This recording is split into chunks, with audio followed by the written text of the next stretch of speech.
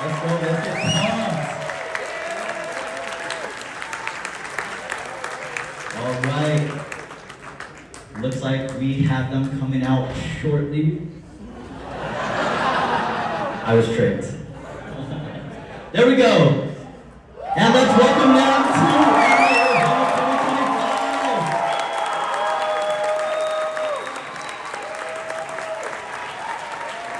Let's get that energy up. Come on.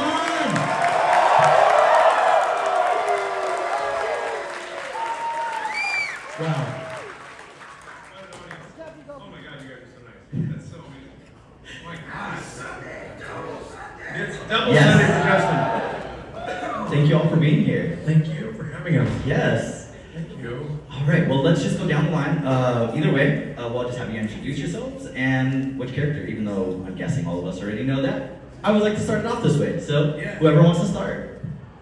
Justin, you go first because I talk too much. Hey guys, I do the voice of Super Boo and Raditz and Dente. So there's some diversity. Two of those beat up on the other one.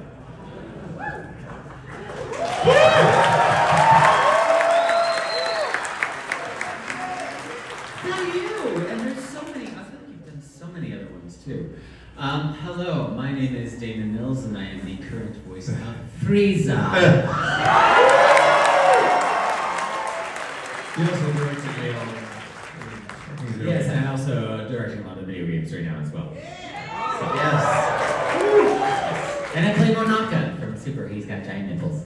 That's one of my favorite characters, and I didn't know it was him when we were recording. I'm like, who's Manaka? I love Manaka. That's like my favorite character. Well, I can't even do it. Yeah, nipples. He's hilarious. My name is Sean Schemmel, and for this month is my 26th anniversary voicing Goku, King Kai.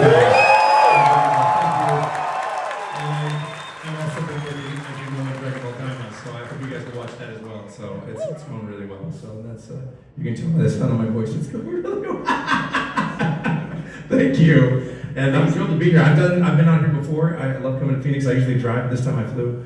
And everybody's been so great. And I think it's the second or third time I've been here, maybe. I don't know. But everybody's been so nice and so happy to see you all. Sorry, my voice is just shot. Sorry. Not permanently, just for this week. Sorry, don't worry. Just in a bit. No cause for concern there about the voice. So. Just for fine. now. It's just because I've been working a lot this week. That's all. Yeah, it's just for that. That's all. Well, thank you all for that. I really appreciate that. So let's just jump into some funny questions to start us off. If your character, if you could have one ability that any of your characters possesses, what would it be? What? One ability that you're like flying. Instant transmission. Yeah. Why would you choose that, and how would you use it in real life? Obviously, well, instant transmission is really easy. The possibilities are endless. Yes. Theft, Is that? grand larceny, saving people from burning places. I don't know, in out, there's so many. Anytime you can teleport anywhere and do something, I mean, there's all kinds of hero-ness or debauchery you could commit with that ability. I'd probably go for more hero stuff than debauchery, but We would like to think. I don't know. It might corrupt me like on The Boys. This is an interesting new storyline here. Yeah. What crimes would you commit with the powers from Dragon Ball? No. I think I would like Raditz's hair. I'm not sure if that's a power, but it's say one that same I hair. think would work in everyday life. Sure. Same hair is definitely a power. It never changes. I would love to blow up planets. That's an answer in itself. So, so keeping in mind just with abilities and moments in the show, has there ever been a time when you've accidentally had like an oops moment while voicing your character? So like you said something that in a different way than was directed or expected, and you just found it hilarious? Always? Yeah. I was gonna say for David, I could probably see that with you a lot, but maybe even Goku because he's so. What's the like, question? aloof. I'm sorry, I didn't quite understand the premise. No. Have you had any like accidentally said something that you weren't supposed to say? Oh Or yeah, is like it a I forgot different my way? tracker. Forgot my tracker's an outtake I got in there. Or I'll do a read in a different way. And that's something a director will look for if you've got something that's unique or quirky that the director wasn't going for. A lot of times, at least when I'm directing, I don't know about you or Justin, but if it's that quirky read like you're talking about that I don't quite and it's good, I'll just keep it.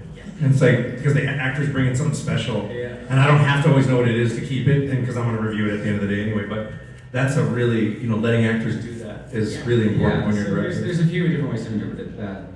You can either have improvisation, like Sean said there with the tractor thing, or people will just accidentally flub their line or accidentally say something else, or we'll just keep certain things if we are allowed to. There's certain things that we can incorporate into the American audience, but again, we also want to be respectful of the Japanese license. And we have to, this goes through approval process. Like most studios, we call this guy on the end, and then he calls somebody else. Justin, is that And then okay? he calls us back and he goes, yeah, I think we got approval. I'm like, okay, click. Or no, you can't do that. Okay, click. It's kind of, but he's not the arbiter. He just has to do all the go-between stuff. Right. Yeah, that's right. That's right. I mean, he does way more than that, but. How does that make you feel overall? Like being tied to that for forever and ever. Sorry, it's a very overwhelming. I've thought about this for 26 years actually. Oh, a doggy! I love the doggy! I love the doggy! I love the doggy! I miss my doggy! I love the doggy! Okay, so sorry, I got distracted by the doggy. But I love the doggy. I remember the first time it became profound to me that this might be the case when I was working early on the show, 99 or 2000, and I went to a Target and they were playing Dragon Ball on all the TVs, and it was booming across the store, and I became immediately overwhelmed because I was picturing like kids listening to it, and their brains are growing, and the neurosynaptic pathways are being formed, and their personalities, and then the vibrations from my voice from the show are going to be in there forever, and then that became really like an overwhelming sense of responsibility and awe, which continues to this day. And I think it's it's part of this. I mean, I don't just continue to do this character, even though I would, for sheer force of will. I mean, I'm taking Spirit Bomb from you guys all the time back in the booth with me, because it's a challenging character to do vocally, and it's a challenging character to do psychologically, because he's so unique in the sense that he tends to stay fundamentally the same and has a limited emotional range, because he just likes fighting the strongest no matter what, And that can be a challenging character to play when all the other characters, even Frieza, are evolving around him. But I think that's what makes it special and unique. But what helps me keep it fresh is my classical music training, which when you go to music school, they teach you, no matter how many times you play this concerto, you gotta play it like it's fresh. And that work ethic from music really brought it in there. And then the rest of it is just like, I can't leave it. Goku, the character demands it, and you demand it. So I'm here whether I like it or not. Luckily, I happen to like it quite a bit. So, that's all I can put it, you know what I mean?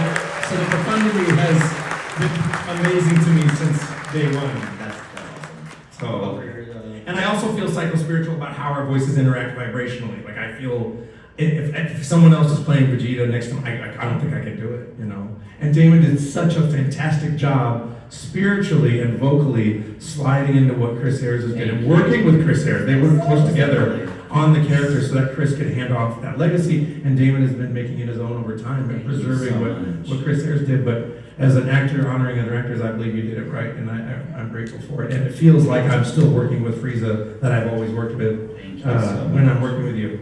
So, great job. Thank you, man. Thank you. That's the way we do it. Thank you. Thank you so much. That's very sweet. Thank you. And I know the bullshit.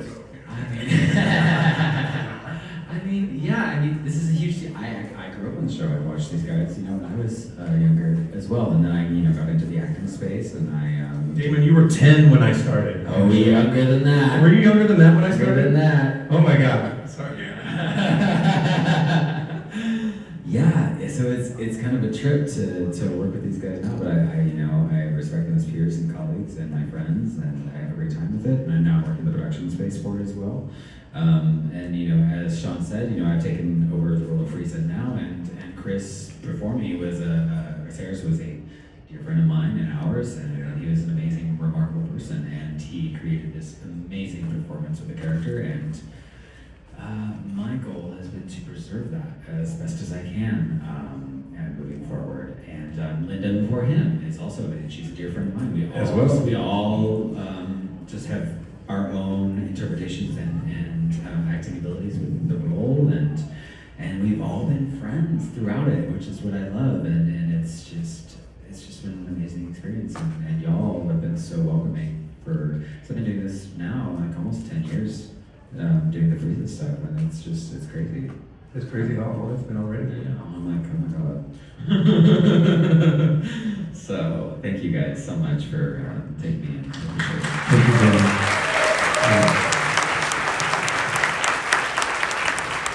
What thing do you have to say? Mr. Cook. They asked what our feeling was for Yeah, this so like, how does it feel to know that Lucky. your voice is gonna last forever? lucky, honored. Yeah. Those are the things. And thank you. Thank you. Right? Because without you guys, it's like you've heard that saying where a tree falls in a forest, no one's around to hear it, doesn't make any sound. Voice actors are the same way. Without you guys, we're nothing. So thank you so much for letting us yell at you. Thank you. And I can tell you, when I want to do cool shit with Goku character, this is the guy that I get to get approval from. And a good producer will help you, give you the space and give you the elements you need to perform at your best versus trying to like control you or put you in a box, which some like to do. And for the last, I don't know how long he's been producing me on Dragon Ball, but for a really long time. And he just was like, what do you need to do it right? I'm like, I need these things. He's like, okay.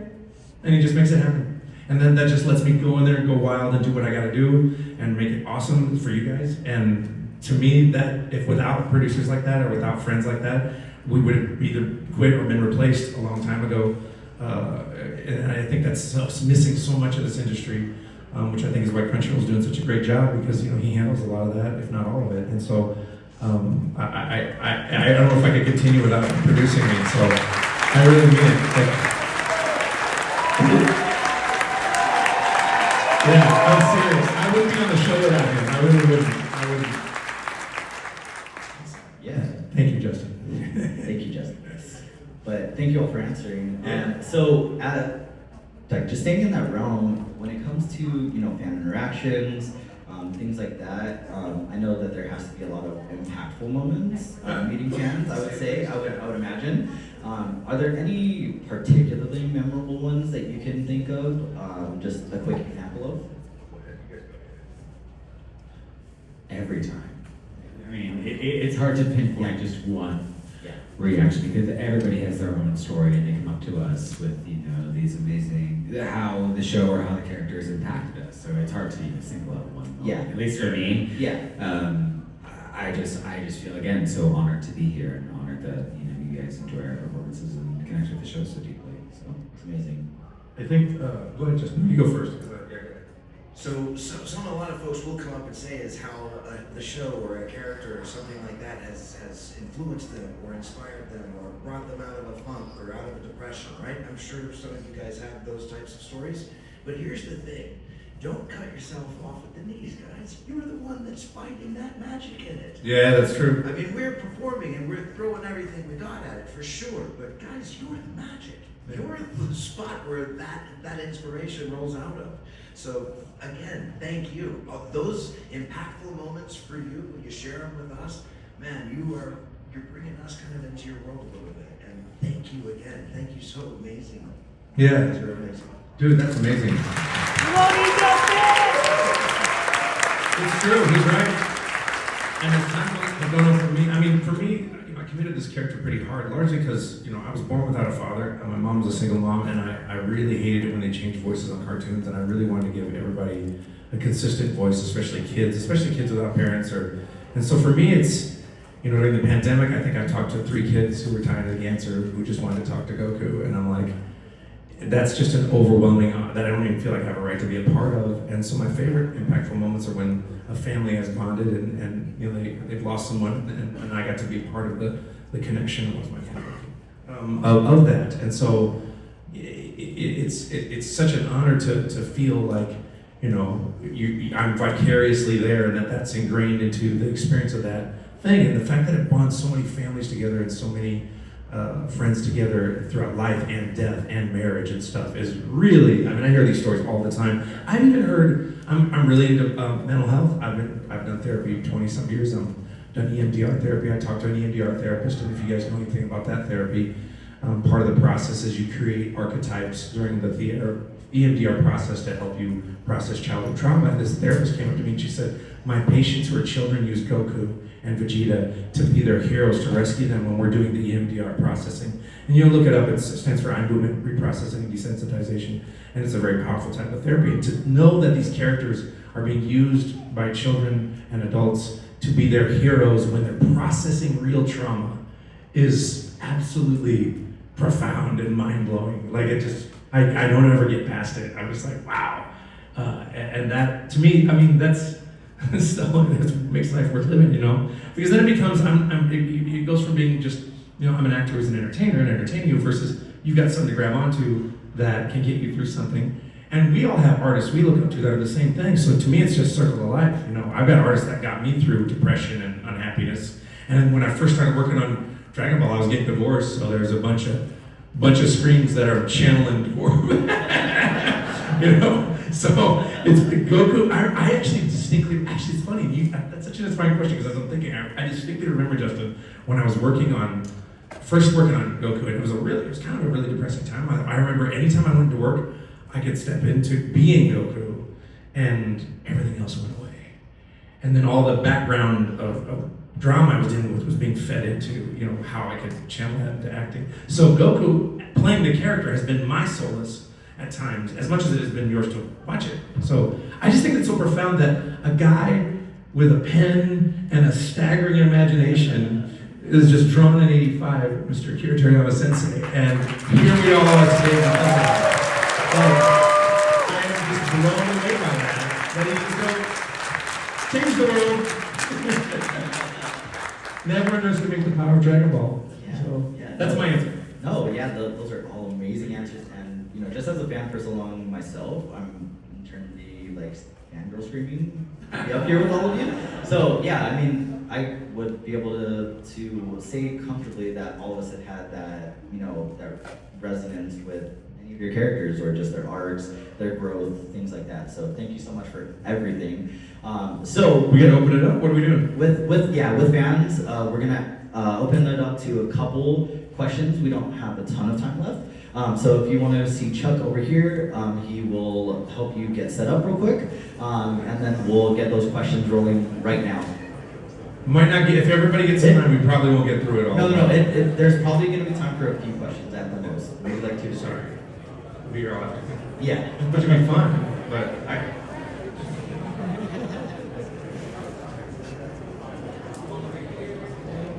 Alright, so here's your first question. yeah. He's going. What'd you say? I think it's going.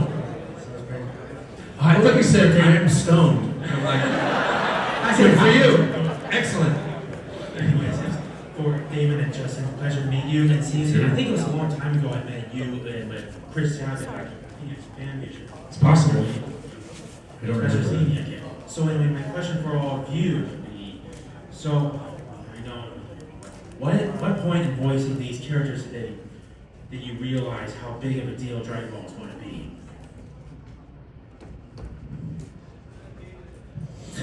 For me, I was so Goku-y naive when I started on the show. I'm like, my attitude was like, it's on TV, and it's going to be great, because TV shows always make it, and it's going to be famous, and everything's going to be fine. Not knowing that most shows fail, because Dragon Ball was my first audition. So it was like, I didn't have an expectation that it was going to be famous or big from the perspective of the quality of the show itself when I first started.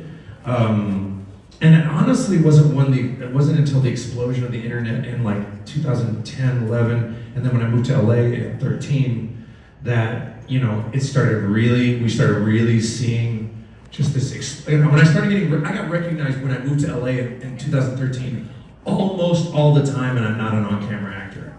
It was DMV. Hey, you gotta please Goku. I'm like, yeah, I'm giving my license.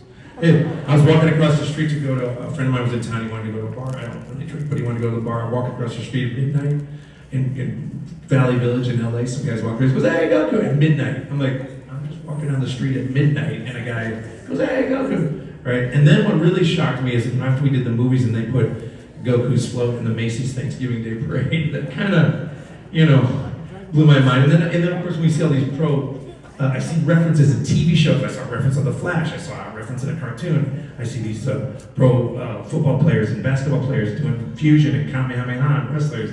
And then every rapper under the sun is quoting Dragon Ball stuff or referencing it. So, which I think is absolutely awesome. It kind of feels like this show's got potential, man. Yeah, I think it's gonna be a hit. I mean, a show has to have a certain amount of algorithmic life to become self-perpetuating as a life of its own.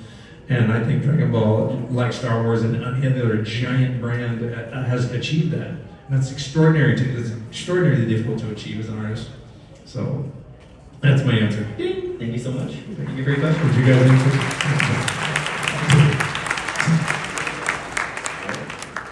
I just want to say hello and thank you for being here. I met both of them. That's right. Both of you today, yesterday. It was very cool meeting you. I was at Trunks. It was really fun. I just wanted to ask, what character do you think has the best development in all of Dragon Ball? Best moment? No, best development, like character development. Oh, character development. Frieza. That's fair. I was It's all thinking about Frieza. me, you know. I was thinking Vegeta. Was he the No, Frieza kind of. No, it's always about Frieza. Well, you could do it. That's true. It's always about Frieza, but you could do it relative to like. No, but and as a real answer, probably Vegeta, I would say. But I was really analyzing it though, because think about Frieza and Goku team up doing alley-oop, and then Frieza's kind of on the team for a second. Yeah. So relative to the level of evil versus the level of goodness, how much is Vegeta grown versus Frieza, or even Piccolo, because Piccolo's evil King Piccolo in the Piccolo as game. well. Piccolo and Vegeta, I think, because they have this trajectory from being the villains and then getting into like a kind of anti-hero territory, and now they're like just fully involved and immersed in their families and protectors of Earth and all that stuff. Right. Frieza, though, is still no really ambiguous territory and for Frieza, he was just doing it to survive because he had to. He's like, fine. So I don't know, but Frieza, he just hates it. So he's in his head, he's the main character. So. Good question. Thank you so much.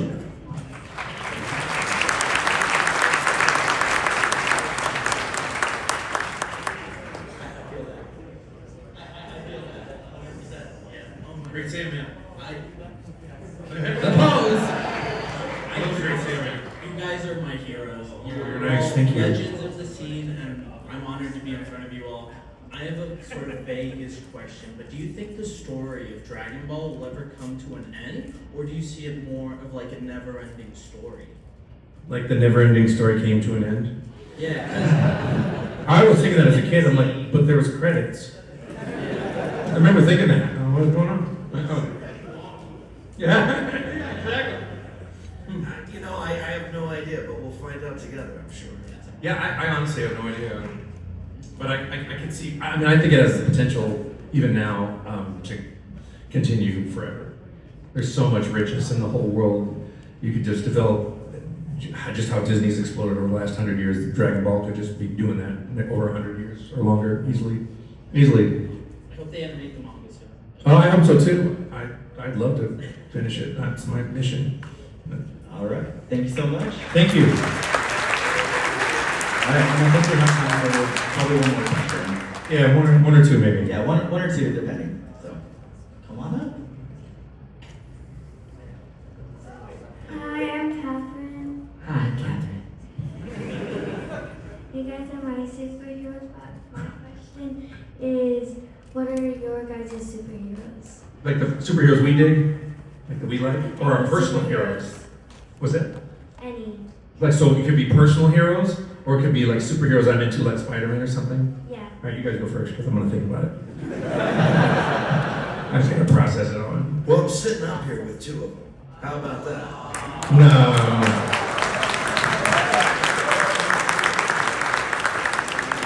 When I was growing up, there was a voice actor named Scatman Carruthers. I love Scatman Brothers. This was the guy who did the voice of a character named Chaz in Transformers. He was Hong Kong Phooey. He was an actor in his Love own Hong Kong right. Phooey. And that guy is, I think, the reason why it is I'm up here, getting to be up here today. So he's the one that kind of pushed, I suppose, his talent and the way he entertained me. I wanted to do that for other people. I mean, as inspirations go for voice acting, I would say, yeah, a lot of the people that I've watched in like the animation or the Disney and things like that, even these guys, I would say, are inspirations to me because, you know, they help incentivize me to be an actor. So, I mean, heroes for me for sure. You're sweet. Thank you. And then for the, you know, heroes in general in my life, I would say honestly, my friends are my heroes, man. That's like it's just because they keep me going when times are tough. So I think having good friends and having a good circle is really important. I think you're right about that broadly. Like I think really in life, your heroes are the people that are there for you. I don't necessarily have an idolization of a specific person. I would say it's more for just the people that are in my life and just are mainstays and they're strong. And for me, a lot of my, like fantasy heroes like Batman, or I was always a Batman fan if you're talking about characters.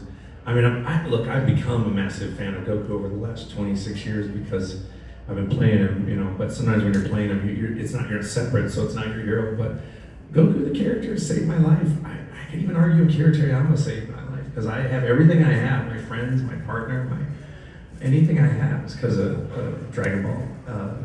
And in terms of personal heroes, like as an actor, for voice acting, I was a huge Rich Little fan. He's a legendary impersonator who's still doing it, I think. And Mel Blanc, the original voice of Bugs Bunny, Frank Welker, who I got the pleasure of working with once. Let's see, I'm trying to think. There's Eddie Murphy, Robin Williams, all those comedians, all those performers, George Carlin, all those people are just and what's great about art is that like I get artistic tutelage from people who aren't in my genre because you can learn how to perform. Like you watch a comedian perform, it helps my voice acting performance. You know what I mean? Anytime you're watching something, so it can all feed into it. And then my personal heroes, you know, are my friend, like you were saying, like, you know, Justin Cook especially, buddy, he's been my personal hero. And Daman, you become my hero by taking care of my ass on Sparky's Hero. So I appreciate it. You know, I will say this. And in terms of what he did on that show, I have chosen to change the voice slightly for every single form because that was just my artistic choice. And that's hard to keep track of over 26 years. So I was coming to record it. Damon's like, I go, I need this, I already have it. I go, I need this, you already have it. I go, I need this, I already have it. I go, you're better than me. And I love you for it. I'd show up and I don't have to ask for anything. So I got your Super Saiyan 4 reference, I have your Super Saiyan 3 reference, and I'm like, okay. And so that is, you know, inspiring to me. You know what I mean? Thank you. So, and then you kids inspire me, you know? Keep me young, so thank you. All right. Thank you so much for those awesome fan questions. That is going to do it for us here. Thank you, guys. Animate. We're going to go back to our tables. Yes, Okay. Anime Arizona 2025. Yes, I'll be back there as well. Let's give them a Thank you, round of guys. applause.